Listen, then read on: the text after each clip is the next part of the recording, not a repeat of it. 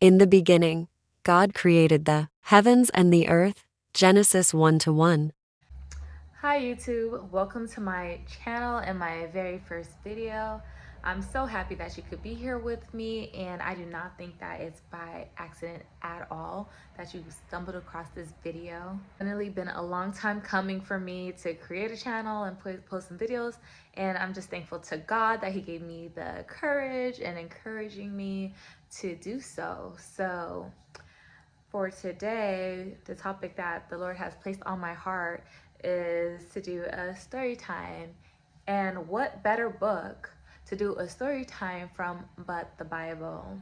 So basically, I will be going through different stories throughout the Bible. Maybe they'll be in order, maybe not. It just depends how the Lord leads me. And I'm hoping that you will tune in throughout this series and get to learn the Bible with me. Now, the reason that I feel encouraged to do this is because oftentimes I may be in church or somewhere and people are discussing certain stories throughout the book, and the Bible has a lot of different stories, and often people assume that you will know the stories, but that's not always the case. And there's nothing wrong with that, right? So as I'm going through the Bible, reading the different stories, I also would love to take you on that journey as well. And this is by no means to discourage you from reading the Bible and getting to know it for yourself. I would love for you to also be reading it.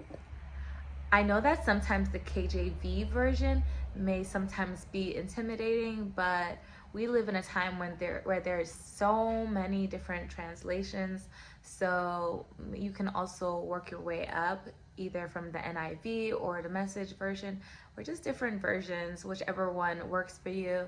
Always just ask God and seek Him in prayer and ask Him to, open your understanding so that eventually you can read the Bible in its original form.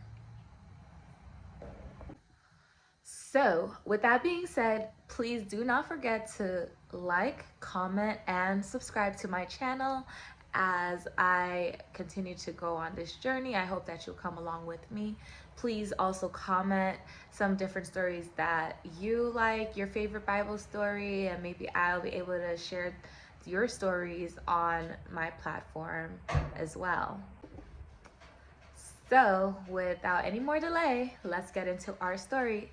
And today's story is the story of Adam and Eve, coming from the book of Genesis. So, in the beginning, God created the heaven and the earth, and then He created a man. He formed a man and He named him Adam. And He formed a garden which He placed Adam into. And this garden was the Garden of Eden. He let the man know that he could eat from any tree from the garden except for the tree of knowledge of good and evil. So after the Lord created Adam, He saw that his creation was good. He created Adam in His own image, and then He realized that it's not good for man to be alone. So He put Adam to sleep, removed one of his ribs, and then He created his wife, and her name was Eve. And so He allows them to live in the garden without any other worries or cares. And there's only one rule. So the serpent comes and he approaches the woman in the garden and he asks her, "Did the Lord say that you cannot eat from any trees in the garden?" And she says, to him, she responds, "No, we can eat from any tree in the garden except for this one. He said that we'll die if we eat from the tree of knowledge."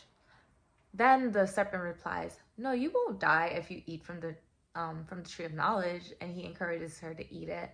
Of course, she then sees that the fruit does look good, and she grabs some fruit from the garden and she eats it. And not only does she eat it, but then she brings it to her husband, Adam. He also eats it. After they eat the fruit, they realize that, oh, we really did not die. However, their eyes become open and now they have fear and they go hide because they realize that they were naked.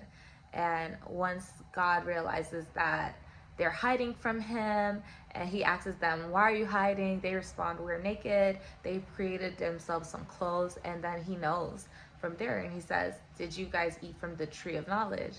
And they answered honestly, and they tell him, "Yes, the serpent came to me, and he told us that we wouldn't die if we eat from the tree, so we went ahead and we ate it."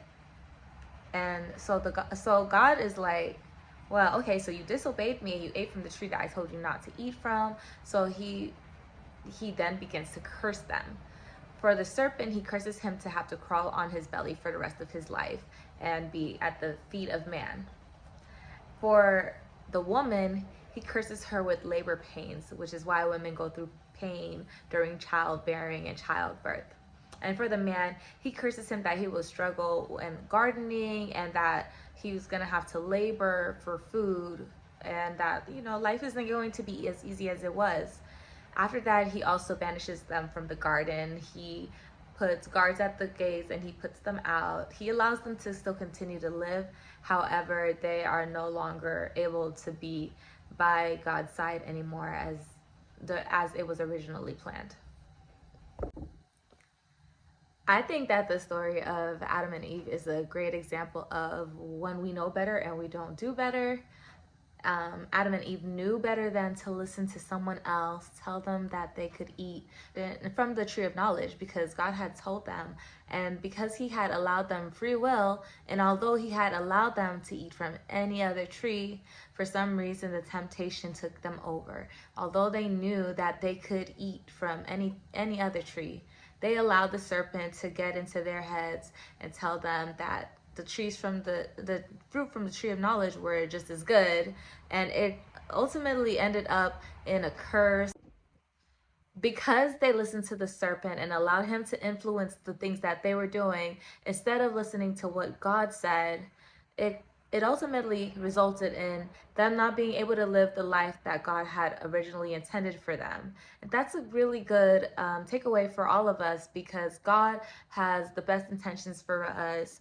Although other things may seem sweet and shiny, everything that glitters isn't gold.